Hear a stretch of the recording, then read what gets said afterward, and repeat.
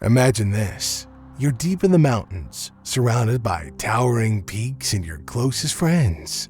The adventure of a lifetime, right? But then out of nowhere, the skies turn dark. Snow begins to fall, fast, heavy, relentless. You're miles away from safety and night is closing in. The cold bites harder with every step, and supplies are running low. Here's the real question. In a fight for survival, could you make the ultimate choice? Could you turn on a friend to save yourself? This is Fatal Tragedies with 1 hour of hiking gone wrong. I killed and buried my best friend. He struggled, but died. These are words he said when his rescuers found him. So was it murder or mercy?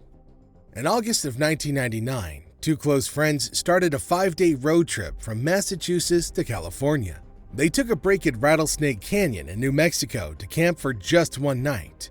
4 days later, tired and thirsty, they faced a tough decision: suffer a slow, painful death or end it quickly. David and Rafi became friends in college in Boston, where they met through a friend named Kristen Swan. Kristen and Rafi dated for a while, but the trio enjoyed attending parties and traveling together, forming an inseparable bond. After graduating, all three stayed in the Boston area. When Kristen and Rafi's relationship ended, Rafi and David grew even closer, with Rafi considering David almost like a brother. However, life took them in slightly different directions. David moved back to his hometown near Boston and worked as a traffic policy analyst, while Rafi pursued journalism, working at an insurance company, but also writing travel articles for the Boston Globe. David was accepted into a graduate school in California, and Rafi instantly knew they had to go on one less road trip before David moved. Eager to make this journey memorable, Rafi took some time off work and planned a 5-day trip to help David relocate. On July 30th, 1999, they loaded David's car with everything he owned and hit the road. This trip was not just about moving, it was about celebrating their friendship and the many roads they'd traveled together. Their adventure took them south, stopping first in Pennsylvania, then Nashville. In each city, they spent time with their families, played some pool, and enjoyed a few drinks, cherishing these moments together. Their next stop was Austin, Texas, where they met up with David's uncle. He recommended a detour to see the magnificent Carlsbad Caverns, adding another exciting chapter to their journey. Although visiting Carlsbad Caverns wasn't originally in their plans, David and Rafi decided to embrace the spontaneity of their road trip and detour to New Mexico. The drive took longer than expected, and they arrived late in the afternoon, too late and too tired to explore the caverns. Instead, they set up camp for the night. On Wednesday, August 4th, they finally reached Carlsbad Caverns National Park. They chose to camp at Rattlesnake Canyon, planning to stay just one night before continuing their adventure. Rattlesnake Canyon features a moderately challenging trail that stretches about 5.4 miles. Camping there in August meant dealing with daytime temperatures around 90 degrees Fahrenheit, adding a layer of challenge to their already adventurous trip.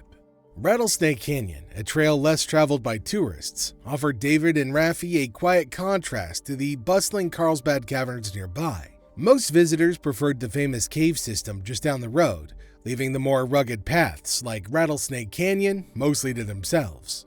On the afternoon of August 4th, the best friends approached the ranger station with excitement, ready to secure a permit for their overnight adventure in the canyon. The ranger advised them to purchase a topographical map for navigation and recommended they carry at least 1 gallon of water per person per day to stay hydrated in the intense heat. David and Rafi, neither experienced in reading topographical maps, bought one anyway, hoping for the best. They also purchased 3 pints of water and 2 bottles of Gatorade, optimistically underestimating the recommended amount. As the evening approached around 6 o'clock, Rafi and David felt the cooler air set in. Convinced that the hottest part of the day was behind them, they decided the water and Gatorade they had would be sufficient for their short overnight stay. With light hearts and light packs, they drove to the trailhead of Rattlesnake Canyon, ready for a simple adventure. Their equipment was minimal since they weren't hiking far and only staying one night. A can of corn, a can of beans, a few energy bars, hot dogs with buns, and a small propane grill for cooking. They also packed a 2-man tent and sleeping bags for the night's rest. Upon reaching the trailhead, they started their journey into the canyon. The path they chose was a secondary, less traveled one, diverging from the main route. This path, like the main one, was clearly marked by cairns, piles of white rocks placed by rangers every 50 yards to guide hikers. Following these markers, Rafi and David hiked about 1.5 miles until they found a pleasant clearing. It was there that they decided to set up camp, surrounded by the quiet solitude of nature, ready to enjoy a peaceful night under the stars. That evening, after enjoying their simple dinner of hot dogs, Rafi and David slept soundly in their tent. Waking up around 8 o'clock the next morning, they stuck to their plan, pack up and hike back to the car. The morning air was fresh as they retraced their steps, following the cairns they had relied on the previous day.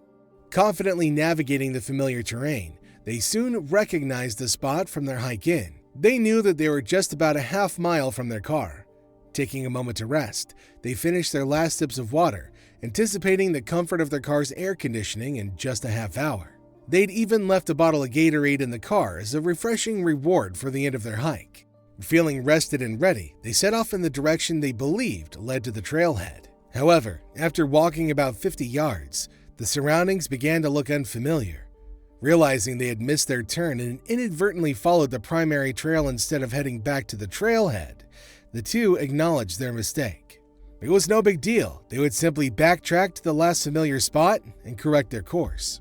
As Rafi and David retraced their steps, they discovered a few cairns scattered along a small riverbed. They searched meticulously for additional markers to guide them, but found none. Despite this setback, they weren't immediately worried. They believed they were close to where the primary and secondary trails intersected, which should have made finding their way relatively straightforward. But things were about to get even worse. Realizing they needed to find either the intersection or another recognizable spot on the trail, they decided to orient themselves using the sun. Without a compass and finding the map more confusing than helpful, they put it away, choosing instead to rely on natural cues. Their plan was to head east, toward where they remembered parking the car. However, after hours of searching without spotting any further cairns, they decided to rest in a shaded area to rethink their strategy. At this point, they realized a critical error. They'd been searching westward instead of eastward. Lacking backcountry experience and the necessary skills to navigate effectively under these conditions, they felt increasingly uncertain about what to do next. As they contemplated their options, the weather shifted and it began to rain. Quick thinking led them to collect rainwater runoff from rocks, funneling it into their containers by spitting it from their mouths, managing to gather about 3/4 of a pint each. During the search for water sources, they also came across prickly pears, which provided them with much-needed hydration and a bit of sugar. Exhausted, yet determined, Rafi and David continued their quest to locate the trail, driven by the necessity to find a way back to their car after a long, challenging day lost in the wilderness. As darkness fell, Rafi and David made the disheartening decision to set up camp for a second unplanned night, unknowingly just a stone's throw from the path that would lead them back to safety. Overwhelmed by exhaustion and dehydration, their situation grew increasingly dire. Their camp was a mere 275 feet from the trail leading to their car, a trail that remained agonizingly out of reach. Surrounded by options, each one promising a way back to civilization, they tragically chose to search westward, deeper into the barren desert. If they had ventured north or east, they would have found their salvation. Even southward led to farmland, but the unforgiving terrain to the west offered nothing but isolation. Compounded by dehydration, their cognitive functions dwindled. The very ability of their brains to process thoughts and make decisions was impaired. As they huddled by an old foundation, they misread their map, misinterpreted their surroundings, and continued in the wrong direction, each step taking them further and further from hope. By Friday, the stark reality of their plight fully set in. Vultures circled ominously above, a grim reminder of their perilous state. The birds, symbols of impending doom, sparked a dark contemplation between the friends. "We will not let the buzzards get us alive," Rafi uttered. "God forgive us." Weighed down by fatigue and despair, they discussed a heartbreaking notion: suicide as an escape from a fate at the claws and beaks of the circling scavengers. In this bleak moment, their thoughts turned to survival, not from the elements, but from a fate they deemed worse than death itself. The wilderness, with its indifferent beauty, watched silently as they grappled with their dire predicament, a testament to the harsh realities that nature can unveil. As they returned to their camp, their strength waning, Rafi and David resigned themselves to their fate. Too weak to continue their search, they decided to wait for help to come to them, whether from a passing hiker or a ranger on patrol. As they sat near the old foundation, the grip of dehydration tightened its hold on their minds. Hallucinations crept in, offering cruel glimpses of salvation. David swore he saw bottles of water nestled at the foundation's base, and in their desperate hope, Rafi too believed he could see them. Rushing to the spot, they found only emptiness. This crushing disappointment plunged them deeper into despair. Their spirits shattered, and they descended into a state of utter desolation. The night offered no respite, only agony and torment. Dehydrated and racked with pain, they found little solace in sleep, plagued instead by nightmares of perishing alone in the unforgiving desert. As Saturday dawned, marking their third day stranded in the scorching heat with dwindling water supplies, their ordeal showed no signs of relenting. Each passing hour weighed heavily on their weary bodies and shattered spirits. As experts later analyzed the tragic events, they concluded that by this time, Rafi and David were utterly depleted, lacking the strength to extricate themselves from the canyon. Recognizing the gravity of their situation, they turned to their journal, penning heartfelt goodbye messages to their loved ones, resigned to their grim fate in the barren desert. With hope extinguished and desperation mounting, they contemplated a final, desperate act. They retrieved Rafi's knife, intending to end their suffering, but in their weakened state, they couldn't bring themselves to follow through. Sunday brought only agony and despair. David's body convulsed with excruciating cramps, racked by violent bouts of vomiting that threatened to suffocate him. In this harrowing moment, Rafi, his loyal friend, became his lifeline, clearing David's airway and offering him what little comfort he could amidst the overwhelming despair. Through the long, torturous night, sleep eluded them both. David's cries for help pierced the darkness, his body contorted with pain, begging for release. In his anguish, he pleaded with Rafi to end his suffering, a request Rafi could neither grant nor deny. In this somber moment, faced with an impossible choice, Rafi acted. He took out his 4-inch knife blade and plunged it into David's chest. With a heavy heart, Rafi withdrew the knife, and as air escaped David's chest, a grim realization dawned. He hadn't found his heart, but had punctured his lung. In a moment fraught with unbearable anguish, Rafi knew what needed to be done. David's calm acceptance mirrored Rafi's resolve as he steeled himself for the unthinkable. "I have to do it again," Rafi murmured, his voice laden with sorrow. "Okay," David replied softly, his trust unwavering in his friend's hands. With trembling hands and a heavy heart, Rafi plunged the knife once more, this time finding its mark. As David's life ebbed away, Rafi cradled his friend's hand, offering what solace he could in those final moments. With gentle reverence, he covered David's face with his shirt, a silent tribute to the life lost far too soon.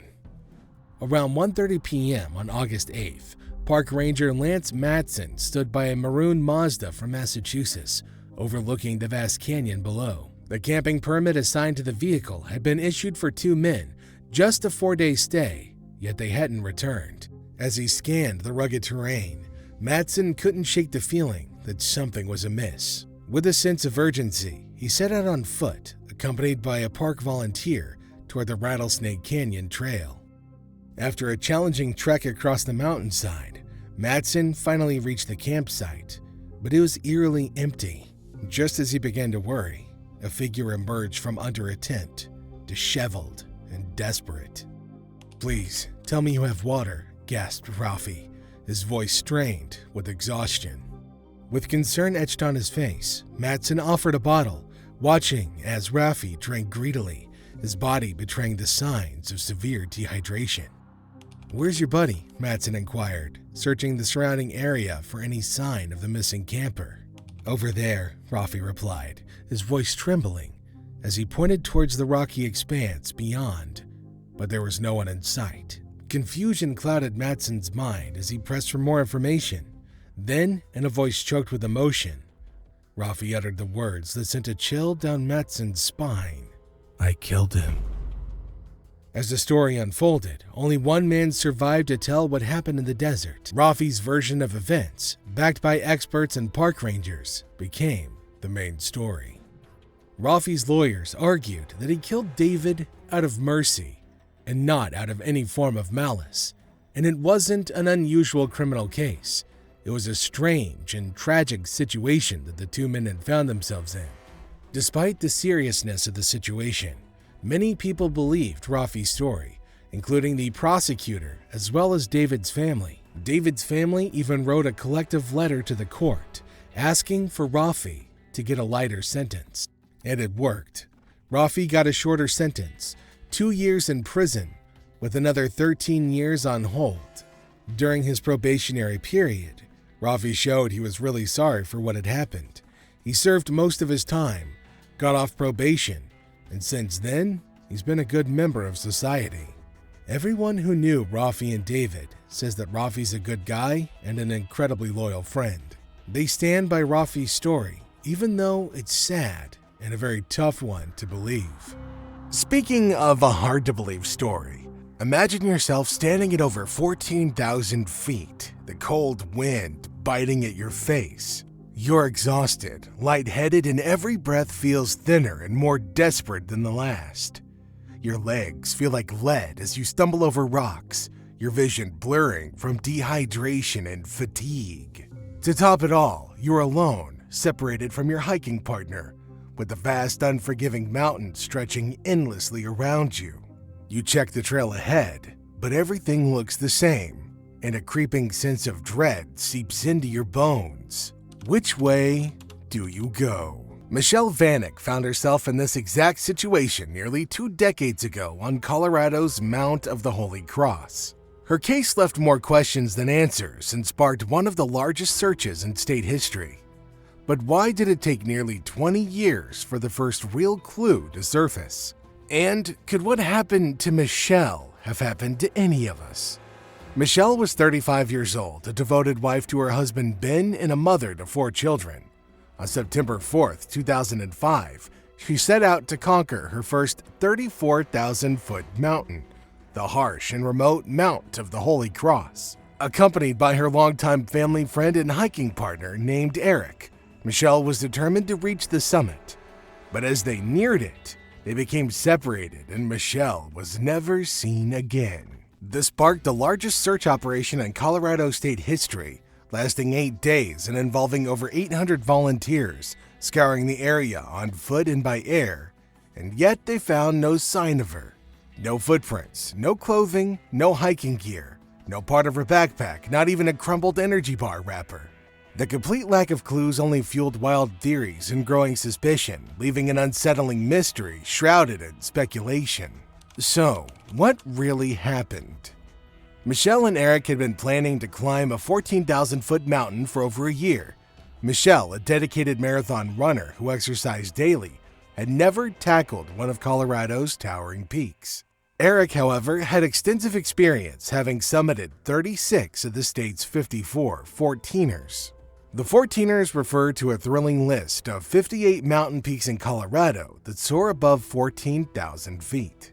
Many adventurous hikers set themselves the challenge of conquering all 58, marking each ascent as a personal achievement. But then, this comes with its own set of challenges. It's a test of both physical and mental endurance. One of the biggest hurdles is the altitude, which can affect people in surprising ways. You might start with swollen fingers or feel a bit winded, but symptoms can quickly escalate to severe nausea, dizziness, and even confusion. At such heights, what seems like minor discomfort can become a serious, potentially life-threatening situation. Navigating these peaks isn't a walk in the park either. Unlike a forest trail where trees and well-trodden paths guide you, once you climb above the tree line, the landscape changes. Smooth trails vanish, replaced by vast boulder fields where your only guide is a scattering of rock cairns. It's easy to lose your bearings in this rocky maze, and many hikers have found themselves shivering through an unplanned night under the stars. However, Michelle and Eric had a different plan, aiming to tackle their very first 14er, and after weighing their options, he suggested Mount of the Holy Cross, which rises to 14,007 feet. The Mount of the Holy Cross Trail kicks off at the end of Tikawan Road, leading adventurers to the summit of the iconic Mount of the Holy Cross within the breathtaking Holy Cross Wilderness. This hike is not for the faint of heart, featuring a challenging ascent with over 8,000 vertical feet of elevation gain and several miles of rocky terrain to navigate on both the way up and back down. With unpredictable weather, being well prepared is essential. Starting from the parking area, the trail offers a moderately steep climb to Half Moon Pass. Hikers will traverse through lush spruce fir forests for the first mile before breaking above the tree line to reach the pass. On the west side of the Moon Pass, the trail descends, featuring some steep sections that lead to East Cross Creek. From there, it's an uphill trek over rocky talus to conquer the peak of Mount of the Holy Cross. Strong navigation skills are a must for those aiming for the summit.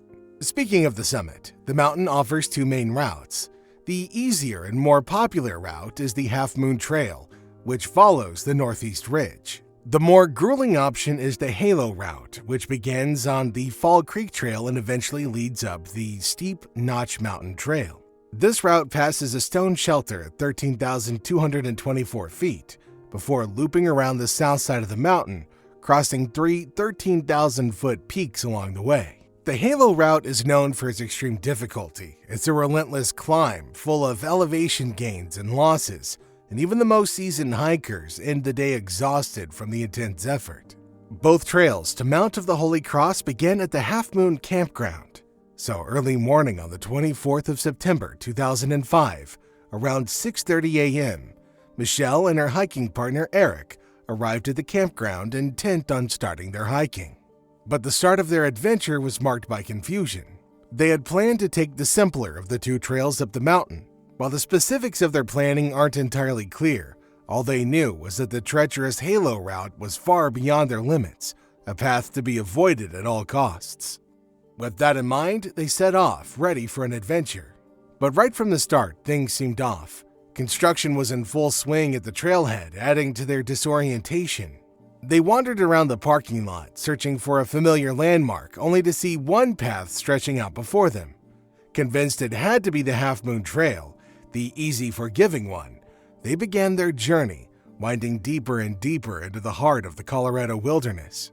It wasn't until much later, as shadows lengthened and the terrain grew even more perilous, that they realized their dreadful mistake. The trail they were following was not the Half Moon. Somehow, they had strayed onto the very path they had sworn to avoid, the dangerous, unforgiving Halo route. And by the time the truth dawned on them, it was far too late to turn back. To make matters even worse, Michelle was already feeling the effects of the altitude. A dull headache, a common sign of altitude sickness, was beginning to set in. She took some Excedrin and pressed forward.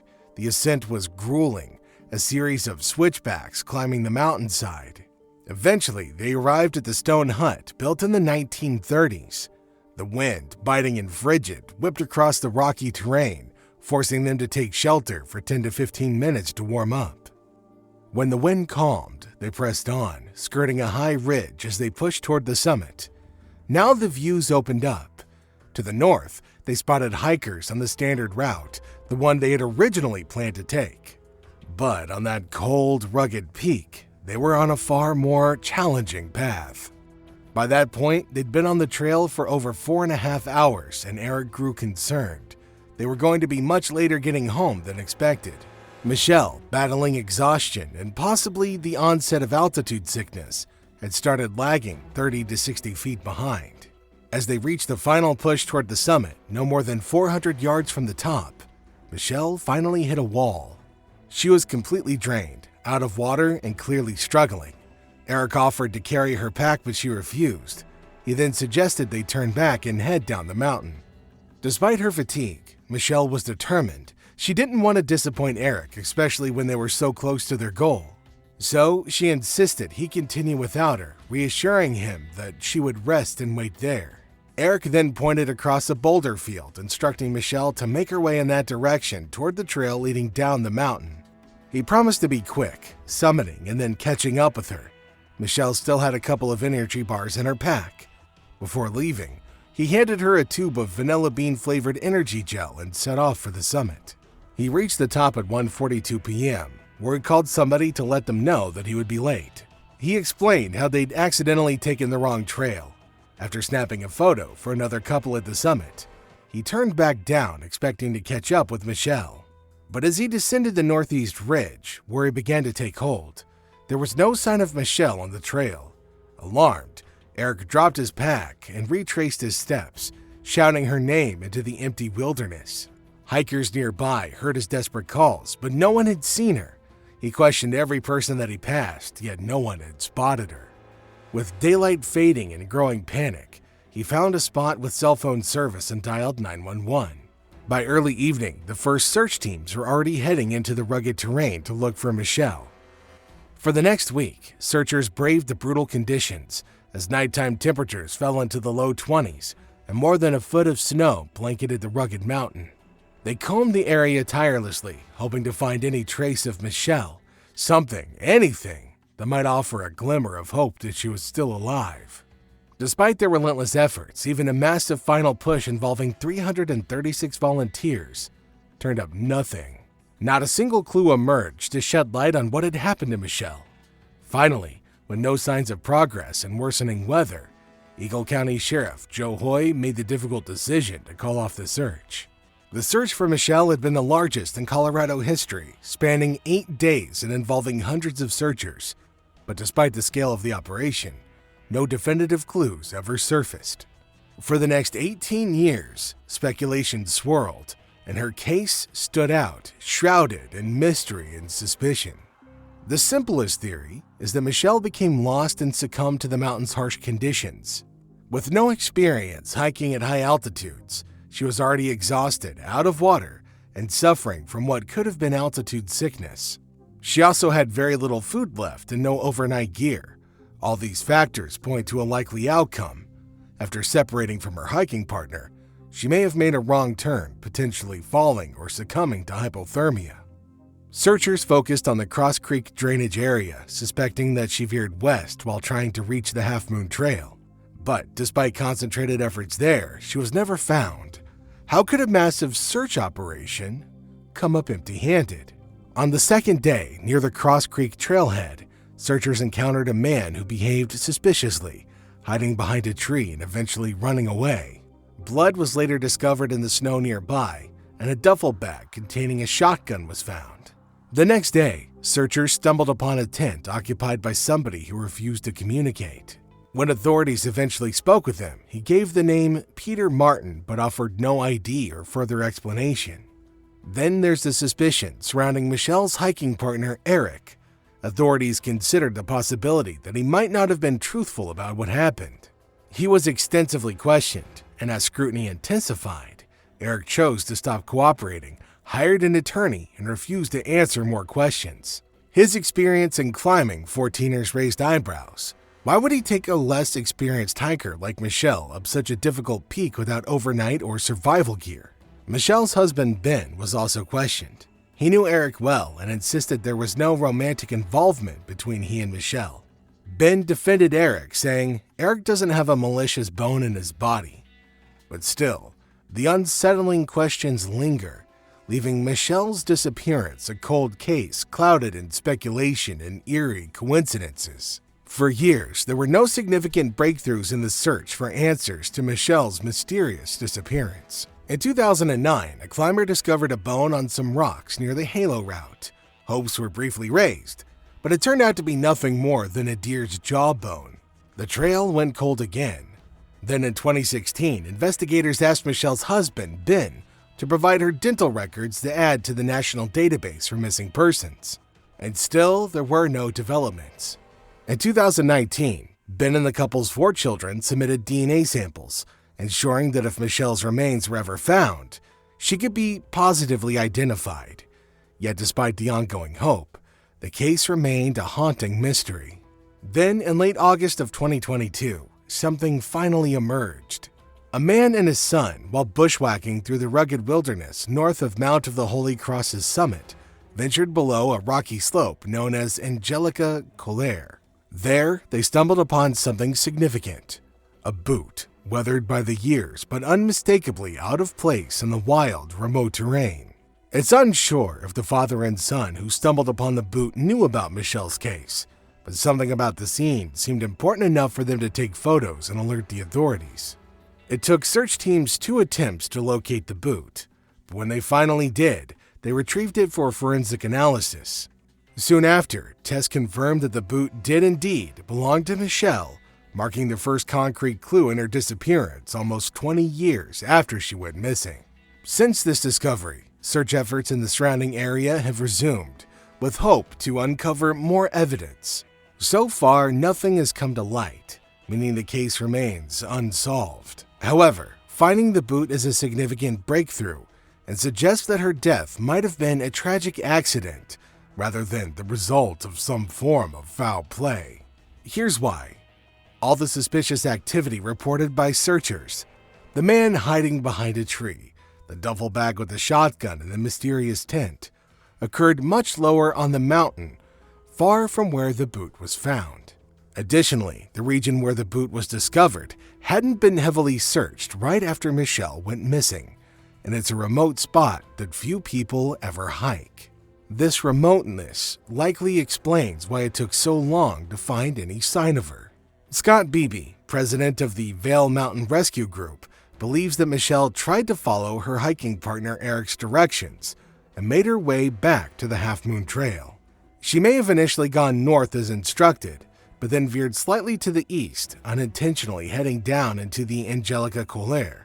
Beebe speculates that she missed reuniting with Eric by as little as 10 minutes, a heartbreaking thought. Once she failed to reconnect, she likely couldn't find her way back, and the mountain's harsh conditions proved fatal. The area wasn't searched until the final day of efforts, and by then, snow had already covered the ground, hiding any evidence or traces of her passage. Though the case isn't fully solved and further clues may emerge, the evidence currently points towards an accident, likely due to altitude sickness and a combination of disorientation and being lost, rather than any form of foul play. For our next story, we're going to jump to a physical trail in the United States of America, where a certain hiker decided to take a solo hike, but little did he know that he would never return. I'm talking about the Continental Divide Trail. The Continental Divide Trail, a winding path along North America's spine, is more than just a physical trail. It's a pilgrimage through the stunning heart of the United States. As you journey along it, you're greeted by sweeping mountain ranges that seem to stretch endlessly into the distance, their snow-capped peaks sparkling under the sun like jewels in a grand natural tapestry. Spanning roughly 3,100 miles, this trail follows the Continental Divide of the Americas. This natural boundary separates the watersheds that drain into the Pacific Ocean from those flowing into the Atlantic into the Gulf of Mexico. Along the way, the trail weaves through a wide variety of ecosystems and landscapes, from arid deserts to towering mountains, lush forests, and the stark beauty of alpine tundra. Some brave souls take on the challenge of thru-hiking the entire trail in one continuous trek, while others opt to section hike, tackling parts of the trail over time. Whether you walk the entire length or just a portion, embarking on the Continental Divide Trail is still an invitation to marvel at nature's beauty and embrace the challenges that transform this journey into a true rite of passage. And this is where Stephen Olshansky decided to take a solo hike. Little did he know that he would never return, and this would be his last time spent alive. Born in 1956 and raised in New Rochelle, New York, Stephen Insky, better known as Otter, found his love for the outdoors early in life, exploring the woods that surrounded his home. His passion for hiking ignited when he was just 7 years old, during a summer camp in New Hampshire, where the Appalachian Trail meandered past the campgrounds.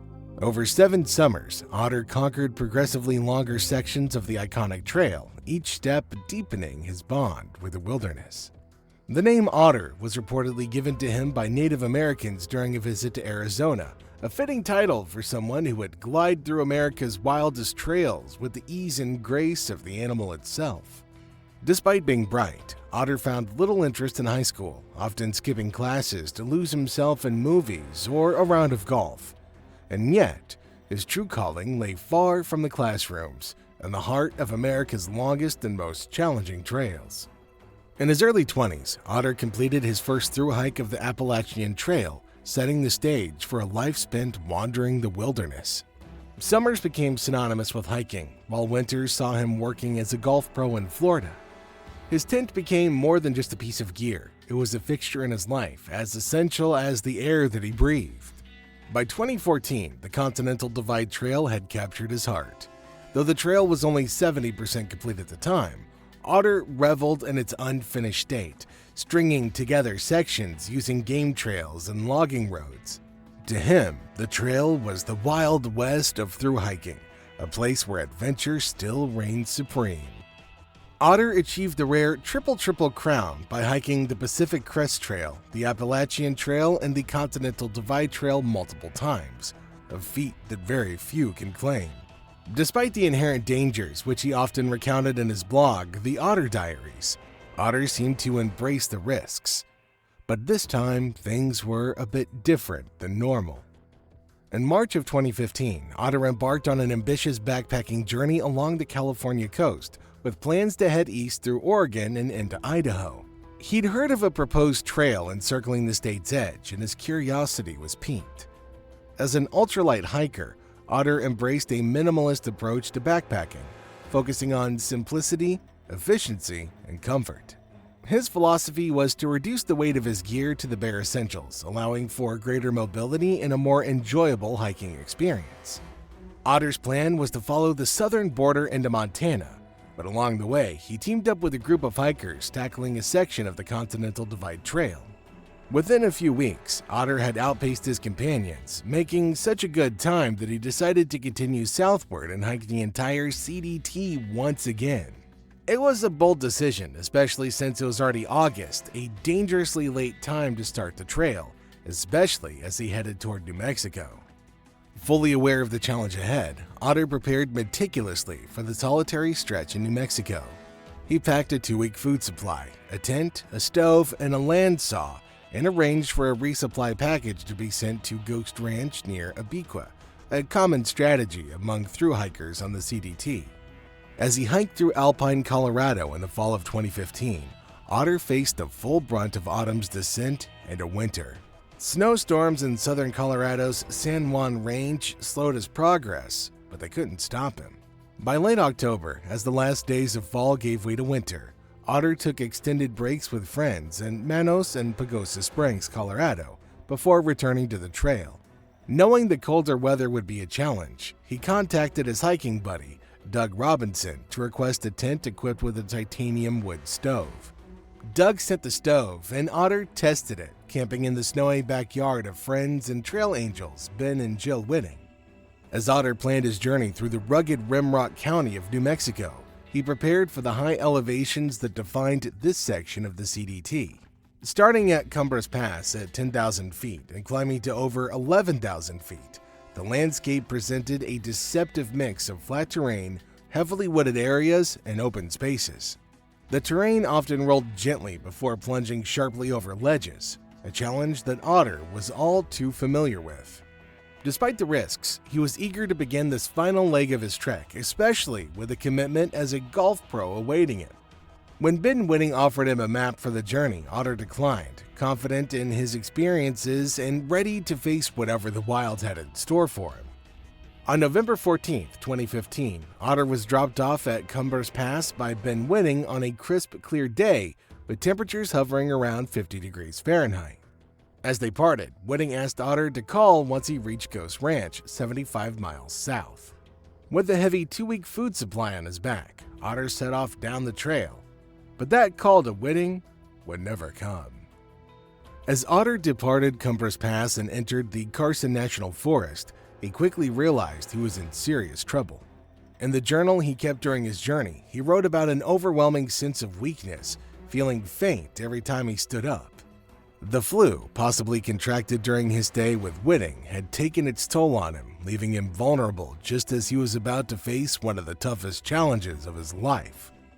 Though Otter eventually shook off the illness, he found himself in a dire situation as a powerful storm loomed on the horizon. In his journal, he vividly described the conditions. The snow was waist-deep in places. I found a small patch of ground, pitched my shelter, and the snow kept piling up, well over a foot by late Tuesday. The storm was unusual, bringing the earliest and most significant snowfall the region had seen in years. When the storm finally passed, it left behind freezing temperatures that barely reached the 20s, far too cold to melt the deep snow.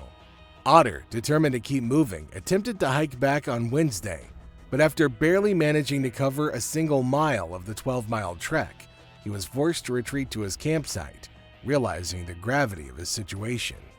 Snowbound, weakened from illness and without his spot emergency messaging device, Otter turned to his phone, the only connection he had left to the outside world. Using it for mapping and the occasional call when he found a signal, he also recorded a video documenting the harsh reality he was facing in the unforgiving wilderness. Stranded and all alone, Otter's fight for survival had only begun, and the wilderness had no intention of making it easy. Otter's gear was a mix of ultralight essentials carefully chosen for warmth while keeping his load as light as possible. He carried a down jacket, a fleece pullover, and long underwear, all typical choices for thru hikers. These items were sufficient as long as he kept moving at a brisk pace. For the bitterly cold nights, he had a minus 20 Fahrenheit sleeping bag, which would have been his lifeline. Despite the harsh conditions, Otter made the risky decision to wear running shoes, a choice that would later exacerbate his struggles. By the sixth day, November 19th, Otter's situation had worsened significantly. Frostbite had begun to set in on his toes, adding to the mounting challenges. As Thanksgiving drew near, winter had fully entrenched itself along the divide, leaving Otter stranded in his tent. A fierce storm blew in and raged for a full week, trapping him even further. During this time, Otter tried desperately to signal for help.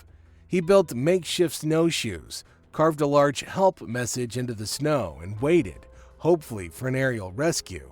But as the days passed with no sign of snowmobiles or planes, his hope began to wane.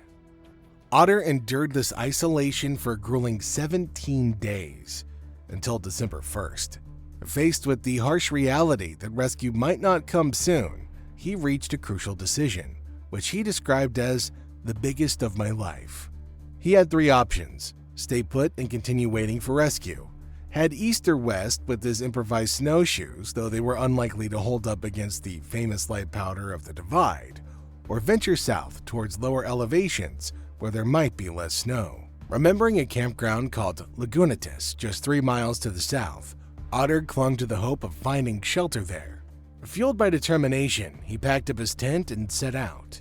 However, the journey proved to be agonizing. He managed only 200 yards before collapsing from exhaustion in the waist-deep snow. Looking back at the spot where he'd spent the last 17 days, a haven that had kept him safe but confined, Otter took a step forward, then bent over, the cycle repeating throughout the day. On the brink of despair and contemplating sleeping in the snow, he spotted the campground bathroom at Lagunitas off to his left. Summoning what little strength he had left, Otter squeezed into the frigid, icebox-like structure. He shivered violently as he crawled into his sleeping bag, finally managing to warm up with his wood stove and a hot drink. Now Otter was stranded, with his fate resting in the hands of nature. He could only hope for warmer weather, the arrival of a snowmobiler, or an aerial rescue. Back home, Ben Whiting began to feel the first stirrings of worry, realizing that something had gone terribly wrong. Otter's fate now hung in the balance, dependent on a stroke of luck or a miracle to bring him back from the brink. By December 20th, 2015, Otter had been trapped for 27 days in the bathroom at the campground, and the hope of rescue was fading. Determined to escape, he fashioned makeshift skis from sheet metal and set off into the snowy wilderness, despite not having skied since childhood. His journey was perilous, and after a severe fall, he saw a glimmer of hope when a search plane flew overhead. He waved frantically, but the plane disappeared, leaving him to continue alone in brutal conditions. Returning to the small cement bathroom, Otter found some solace in the 6x6-foot structure with a vault toilet tucked in one corner. The shelter he had searched earlier not only provided materials for his improvised skis, but also revealed a hidden stash of food, several dozen pounds of horse feed. Using a stone, he cracked the oats on the cement floor and managed to cook oatmeal, anchoring himself to the hope that the plane would return. He stayed put, consumed the available food, and anxiously awaited rescue. Expressing his uncertainty, he wrote, "My gut says they didn't see me.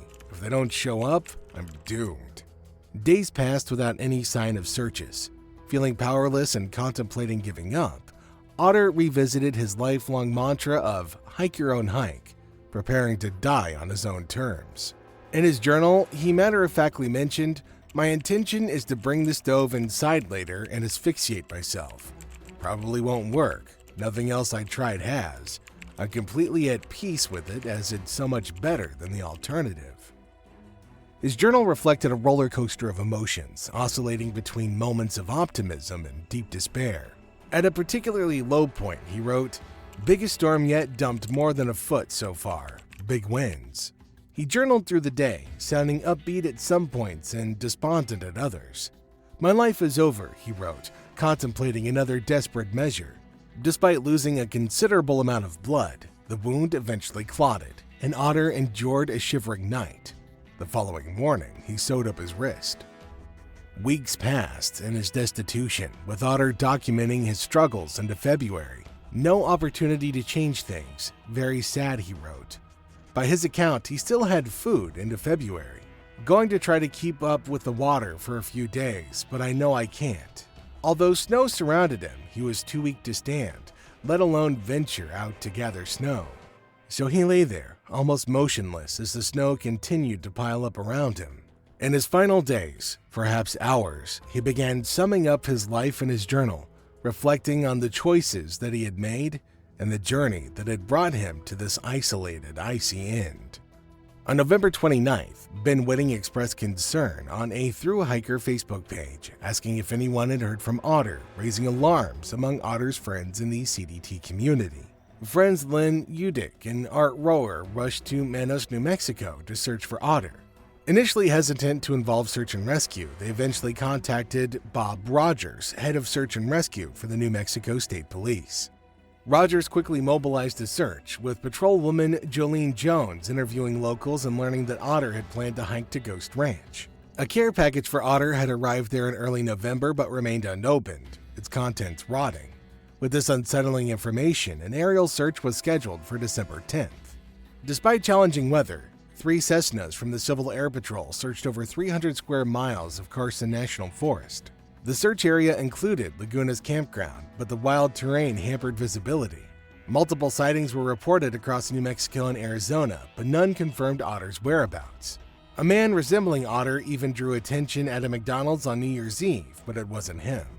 Friends and authorities were growing increasingly desperate, with many fearing Otter had perished in the vast wilderness of the Continental Divide Trail. On April 7, 2016, Ian Dirt Wolf Crombie, a seasoned hiker, embarked on a northbound journey along the CDT.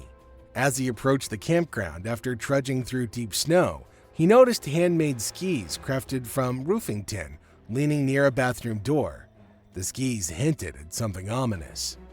Upon closer inspection, he found a note on the door. "There's a dead human body inside. It is that of Stephen Olshansky, aka the Otter. Please notify the authorities immediately." Recognizing Otter from missing person flyers, Crombie hurried to alert authorities. Despite challenging conditions, a recovery team reached the campground, prying open the locked bathroom door. Inside, they discovered Otter's severely decomposed body in a blue sleeping bag, alongside a wood stove he had fashioned from tin. Personal items, including a last will and testament, were found nearby.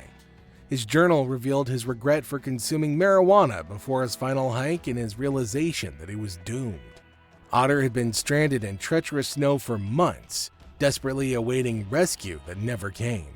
He succumbed to freezing temperatures and starvation, enduring a solitary death alone in the wilderness. And finally, we have the tragic story of the Heilbronn-Dockstein accident.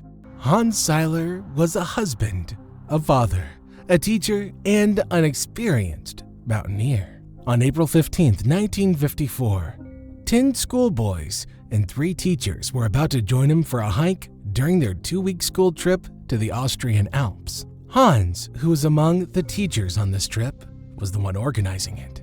Little did they know what they were about to face.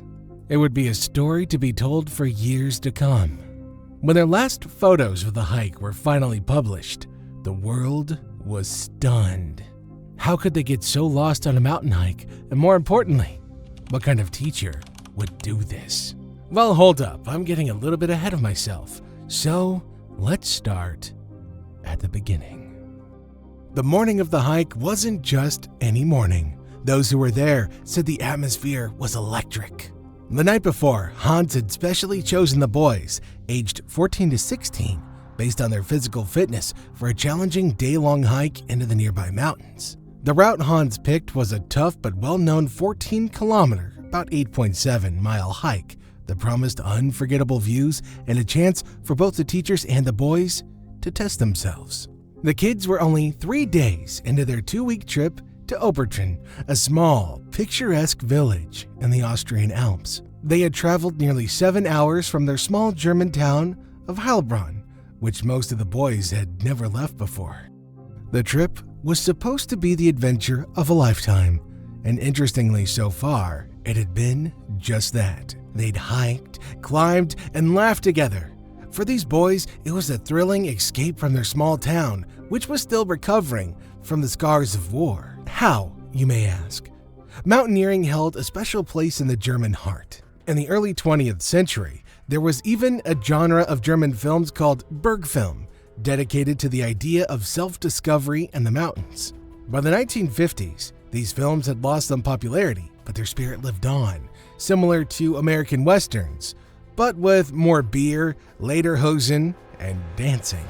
In 1953, just a year before the boys' trip, Tenzing Norgay and Sir Edmund Hillary had conquered Everest, fueling a new wave of mountain mania.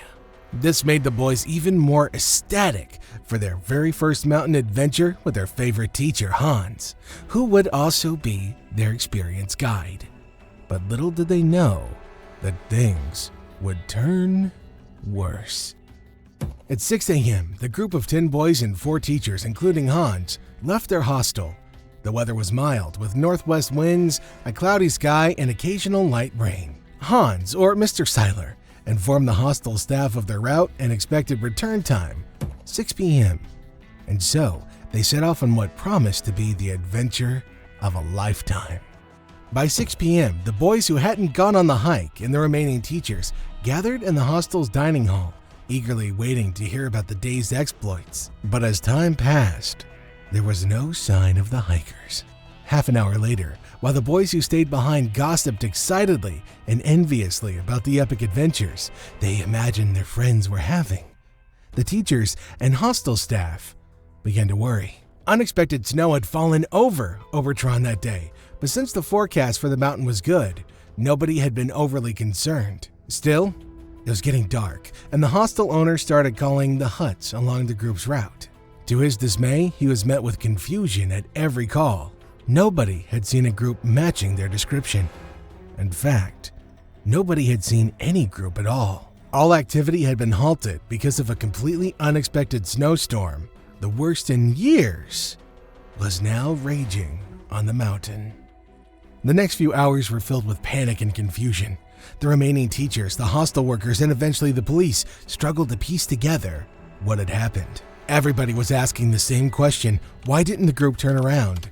And why wasn't there any trace of them along their planned route? Surely somebody must have seen them. But the answer, it turned out, was simple. They'd never even set foot on it.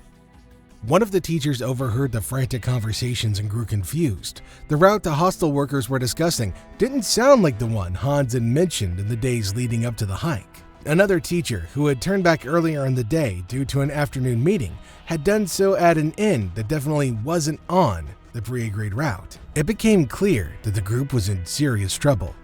Even though it was pitch black outside, 2 small but highly experienced search parties braved the blizzard that night. One got lost, and the other returned in the early hours, no closer to finding the group. Early the next morning, with the blizzard still raging, the largest alpine rescue operation to date began. Freezing temperatures and visibility of less than 5 meters made progress painfully slow. The sense of urgency was palpable. Parents, friends, and townsfolk all waited in agony for any news. The mountains, once symbols of adventure and self-discovery, now seemed like cruel, indifferent giants swallowing up their loved ones. Every hour that passed without finding the group felt like a lifetime filled with dread and with despair. As the storm continued to howl, the reality set in. These boys, who'd been so full of life and excitement, were now lost in a merciless wilderness. Their families back in their small town, still recovering from the war, could do nothing but hope and pray for a miracle. The rescue teams battling against nature's fury were driven by the desperate hope that they could bring these boys back home before it was too late. During this time, rescuers began to retrace the group's steps on the day they disappeared. It was just as they feared. Some witnesses who had seen them confirmed that the group had indeed taken a path up the mountain, but it wasn't the one they were supposed to follow. At around 9 a.m. that day, the already exhausted-looking group had been seen at an inn on a path several miles from their original route. By this time, the first snow had begun to fall, and Hans was reportedly warned about the incoming storm by the innkeeper. At that point, one of the teachers, Hildegard Matz, had to turn back to make it to her meeting at 11 a.m. The group was seen again by workers a little further up the mountain. Thinking the group was lost, the workers warned them against continuing and offered to guide them back down. But, unfortunately, due to his ignorance both times, Hans shrugged off the offers of help and warnings, insisting that they continue. And now, I know what you're asking yourself. How can a well-respected and experienced teacher drag his students up a mountain into a storm? But alas, the bar is in hell, my friends. Hans insisted he knew what he was doing. He was overheard saying things like, "They're young boys, they just need exercise, and they just have to warm up." Sadly, after his last sighting at 11 a.m., the group's direction was unknown.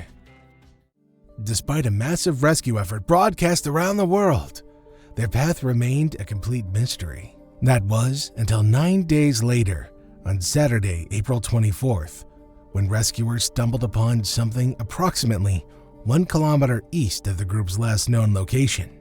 It was a makeshift shelter. Following the trail, the rescuers continued to work their way east, deep into the mountains. Eventually, they spotted something else in the snow. At first confused, as they got closer, they realized that it was a hand reaching out of the snow. Here, they discovered the 2 teachers who had accompanied Hans, the newly engaged Hans Rupp and Krista Vollmer. They were found lying together under the snow about 3 kilometers east of their intended destination. Nearby, they found the body of Hans Seiler and the youngest schoolboy, who was just 14. The 2 were on the ground in an embrace, with Hans' jacket draped over them like a blanket. Among the bodies, rescuers found a camera with several photos. These photos would reveal a haunting story. Piecing it all together, the mystery of what happened became clear. Hans wasn't the mountaineer he claimed to be. In fact, hostile workers had warned him after he suggested several dangerously inappropriate routes in the days leading up to the hike. Though Hans reluctantly agreed to a more suitable route, he'd lied. That morning, once out of the hostel and away from prying ears, he changed the route without anybody knowing. The extent to which the group understood the danger they were walking into is unclear, but eventually they found themselves in some of the toughest terrain in the area. It's easy to get lost or caught off guard by sudden weather changes if you don't know what you're doing. It became painfully evident that Hans didn't. Boys had trusted Hans. They'd looked up to him and they believed in him. Their excitement for the adventure turned into confusion and fear as the snowstorm intensified. The photos captured their journey from smiles and laughter to looks of worry and desperation. Each image told a story of hope dwindling into despair. Hans Rupp and Krista Vollmer had stayed with the group until the very end, trying to keep spirits high and the boys safe. When found, their bodies lay close together, perhaps in a final attempt to keep warm, a silent testament to their bravery and dedication. The body of Hans Seiler, found with the youngest boy, painted a tragic picture of a man who had led his students into danger, perhaps believing that he could handle it. His final act of covering the boy with his jacket showed a flicker of the care that he should have exercised from the start. The rescue team, now more determined than ever, pushed through the relentless storm, each step heavy with the weight of loss. Now I know what you're asking yourself. Why would Hans do something like this? Well, later revelations suggested that Hans had notable character flaws, including a pathological dislike of authority. While his students adored him, some of his peers were less fond. Before he left that morning, the hostel owner had warned him about the unpredictable April weather. Hans had retorted angrily, "Why don't you worry about your own affairs?" As the media debated his guilt, the families of the victims initiated a civil lawsuit against the school.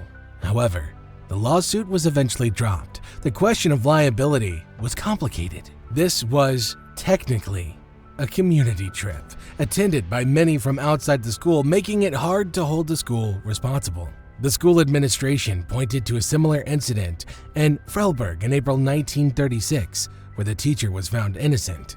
Some parents felt that pursuing the lawsuit would only degrade the tragedy into public gossip, so they let it go. Despite the media frenzy and the immediate aftermath, the question of Hans' guilt, whether his actions were gross negligence or something darker, faded into the background. It wasn't until 2014, when survivors were re-interviewed for a documentary aired on German television, that a more sinister side of Hans' character emerged. For some, this cast his decision that day in a much darker light. Hans' defiance against authority and his reckless confidence seemed to be driven by more than just arrogance. His disregard for the warnings and his insistence on leading the boys into danger hinted at a deeper, more troubling aspect of his personality. It raised haunting questions. Was it just arrogance, or was there deliberate risk-taking that bordered on the pathological? For the families, each new revelation was a fresh wound. They'd lost their sons, brothers, and friends to the mountains, a place that should have been a source of joy and growth. Instead, it became a graveyard for dreams and for lives. The community, still recovering from the ravages of war, was now left with an ache that time would struggle to heal. But whether Hans was the kind of person you'd like to have a beer with, the basic facts have always been clear from the archival material. He exaggerated his experience, he changed the route without informing the hostel owner, and he ignored severe warnings not to continue. While it's true that the weather changed rapidly and unexpectedly, it wasn't the weather leading the group that day. It was none other than Hans. In the end, perhaps such questions are not unanswerable, so much as they are immaterial. After all, so many have argued, Hans also paid the ultimate price. But nothing can bring those kids back. Their lives, filled with potential and dreams, were cut short by a series of preventable mistakes. Well, what would you do if you were stranded, battling against nature's fury? Would you retreat to safety, or push on, gambling everything on the hope of survival? Tell us in the comments below, and also let us know which of the stories we've shared hit you the hardest. And if you felt yourself pulled in, don't forget to like, subscribe, and click on that notification bell so you never miss another jaw-dropping tale. And we'll catch you in the next one.